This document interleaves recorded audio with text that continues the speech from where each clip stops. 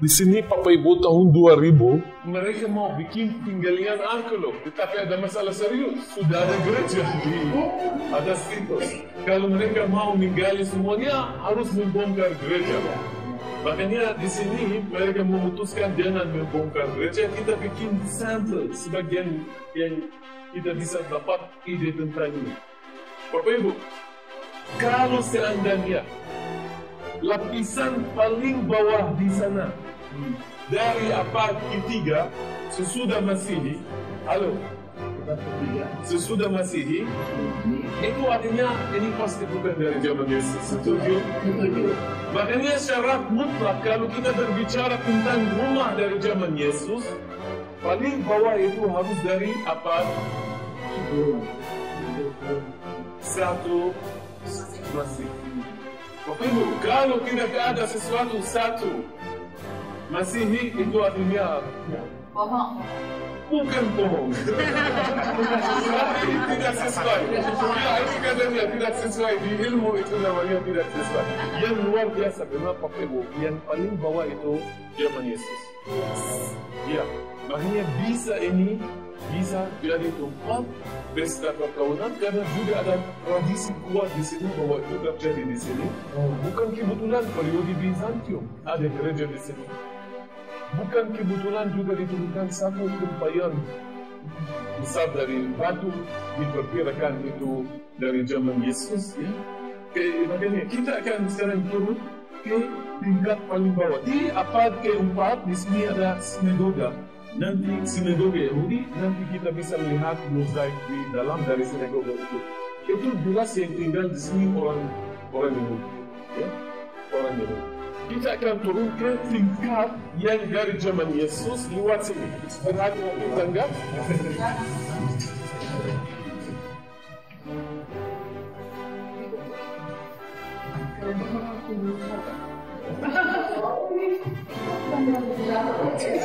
Oh iya, belum pintu.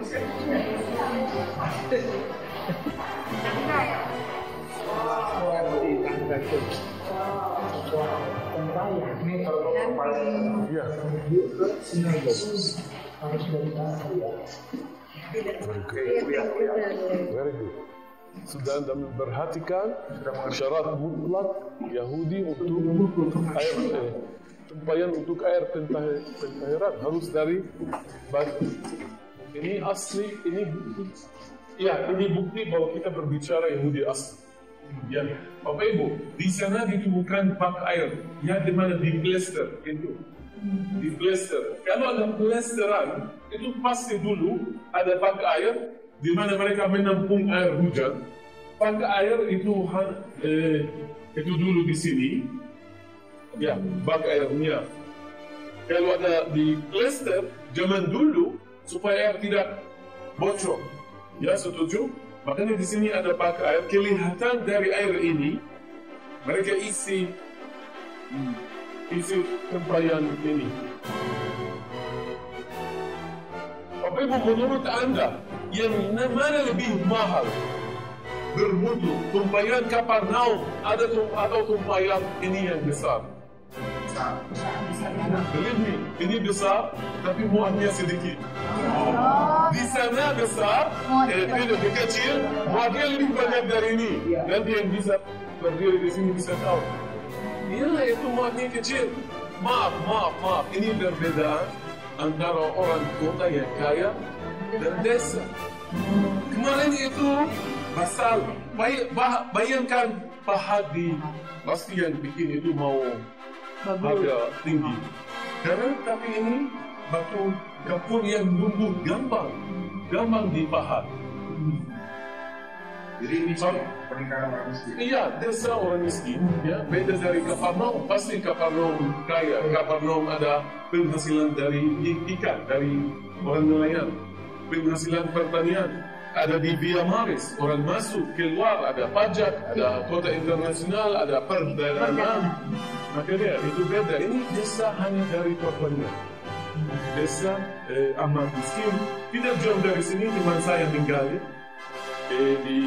Dia menemukan kebun besar sama tulang pentahiran.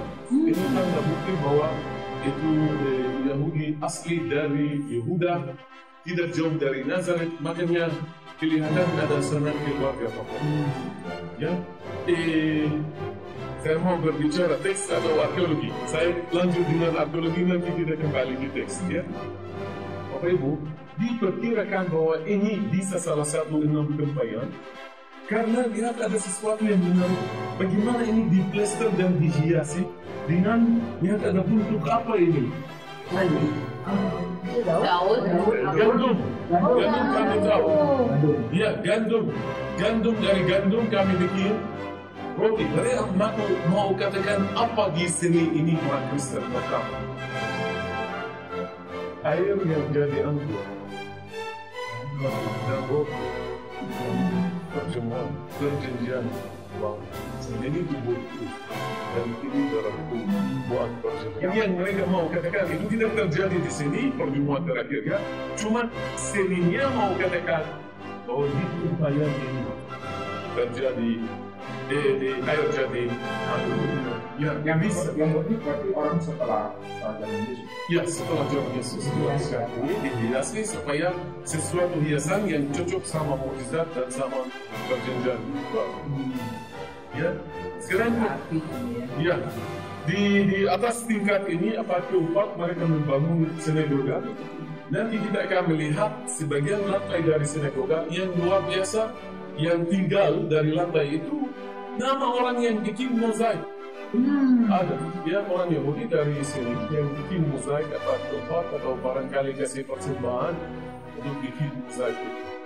Kemudian ada gereja Bizantium yang berdiri di sini. Terakhir ini gereja Fransiskan di atas tadi yang buka pintu itu Fransiskan dari 1880 yang di atas. Ya nanti kita bisa sebentar naik di gereja ambil foto indah gereja. Yang Ini kita foto aja ya. Ya, sekarang itu teks Yohanes pasal 2 katakan hari ketiga ada pesta perkawinan di Kana di Galilea. Bapak Ibu kita mulai dengan ini.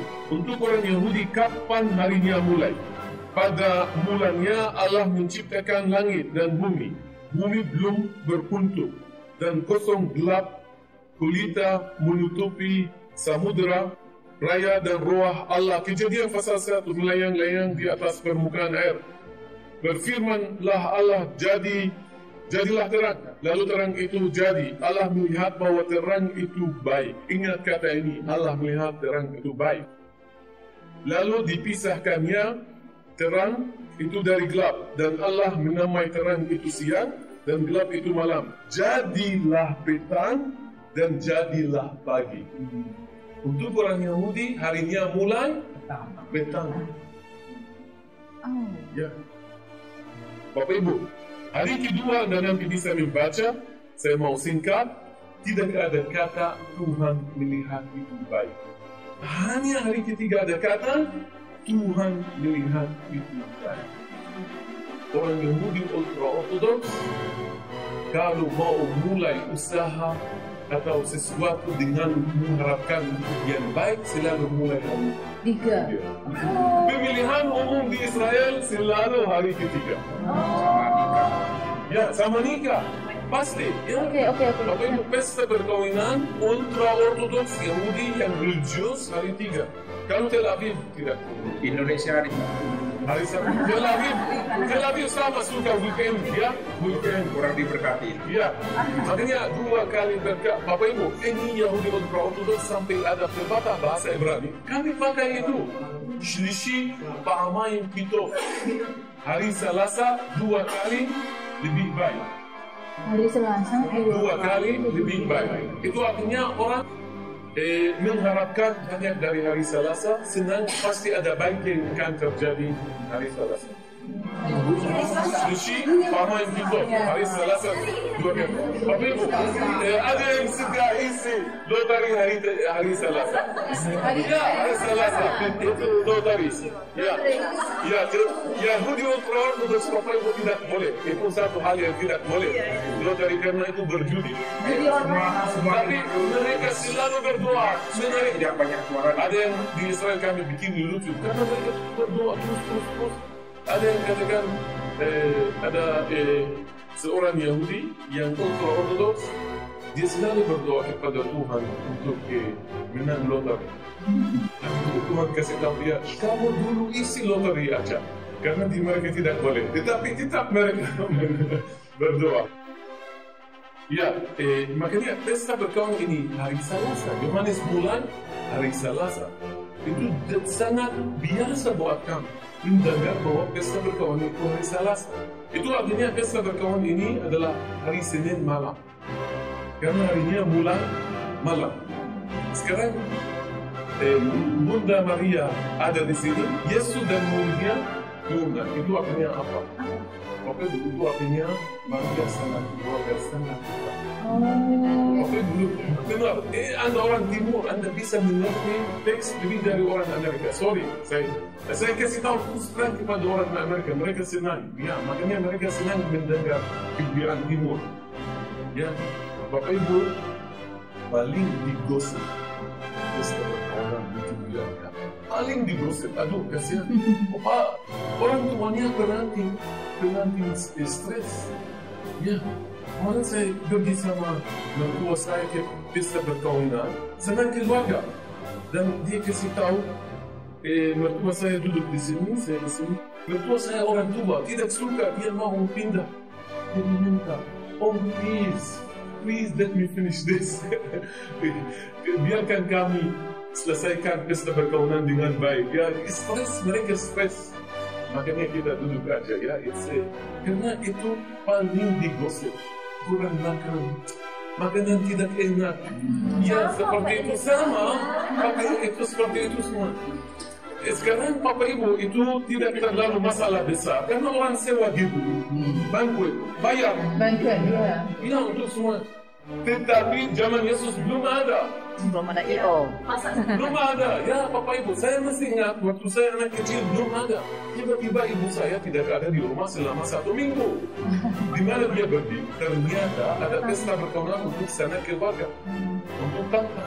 Bapak Ibu, semua sanak keluarga direkrut. Untuk masak cukup ayam, nasi, roti, semuanya harus lengkap Bapak Ibu, harus 100% lengkap.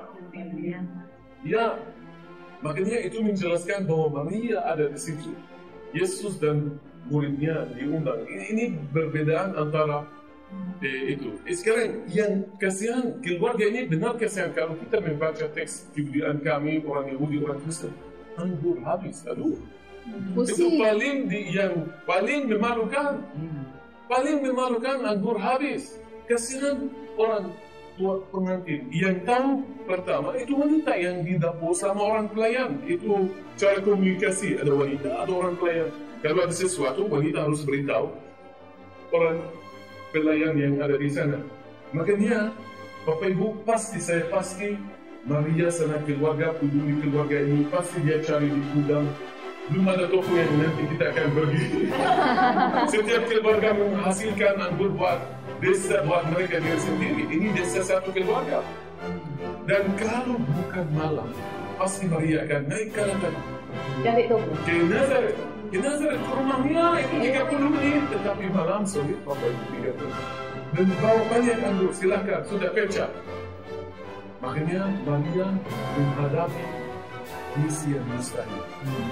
Ini misi yang mustahil. Tapi yang luar biasa yang bisa mendapat mustahil itu ada di situ. Dan dialah Yesus. Bapak Ibu, makanya Maria harus beritahu anaknya bahwa anggur habis. Dari mulutnya bukan melalui pelayan. Sekarang dia menghadapkan kemudian swasta. Barangkali ruang ini untuk laki-laki, ada ruang untuk wanita. Sampai sekarang ini perkawinan Yahudi ultra-ortodoks ada ruang laki-laki dan ruang tidak boleh wanita masuk bagian laki-laki. Komunikasi hanya melalui para pelayan. Tapi Maria mau menjelaskan keadaan dari mulutnya. Makanya Bapak Ibu dia begitu berjasa. Bapak Ibu sekarang Anda bisa mengerti reaksi Yesus dalam teks Aramaya. Dia juga kudrat kemanusiaan dan kudrat kelayan. Sebagai manusia Lihat ibunya masuk bagian laki-laki. Tidak ada waktu katakan mau. Dia katakan wanita. What you are doing here? Itu teksnya Bapak Ibu di bahasa Romawi. Ya. Dan ibunya menyebabkan situasi anggur habis. Ya. Dan di situ ada para pelayan ini, yaitu Maria komunikasi, kamu lakukan apa saja yang dia suruh. Dan di situ ada 6 sudah dekat sekali dia sempurna. Dekat sempurna. Mereka sangat mengusahakan rekrut semua keluarga, semua manusia untuk pesta berkawan itu. Tetap saja yang bikin sempurna itu Yesus. Yang mengubah air jadi mukjizat luar biasa Bapak Ibu. Dan setiap keluarga ada yang paling mengerti anggur. Di sini tersebut pemimpin pesta. Benar, pemimpin pesta. Selalu kalau kita Natal kumpul datang, kakak saya datang dari Inggris, dia paling mengerti anggur. Ini bagus, ini tidak, itu seperti itu. Makanya ketika pemimpin pesta minum dari anggur itu, wah, aduh, anggur ini bagus sekali. Kenapa kamu simpan anggur ini ya? Sampai terakhir, harusnya ini disediakan dulu, orang puas nanti bisa menyediakan yang kurang. Ya, pokoknya sebenarnya di sini ada 2 mukjizat. Air jadi anggur. Mukjizat yang kedua, kategori utama untuk anggur laku semakin lama semakin banyak. Aduh, air jadi anggur yang perlu 15 tahun fermentasi, 30 tahun. Wah, Yesus, iya, 30 tahun. Luar biasa ya. Itu ya, makanya 2 mukjizat. Yesus tidak dipatasi waktu. Ya, karena dia Tuhan dan juga dia bisa mengubah sifat kimia buat zat ini dari H2O jadi anggur. Saya tidak tahu itu. Ya, kita akan naik ya, foto-foto di sini. Ini semua penjelasan saya belum pernah baca. Ini kebudayaan. Saya 4 kali di sini nggak pernah dengar penjelasan detail kayak ini. Bahagia banget. Saya sudah dengar yang hari ketiga, tetapi yang 6 tempayan, terus yang pembagian cowok cewek, yang hari ketiga saya sudah dengar. Betul, budaya, konteks budaya.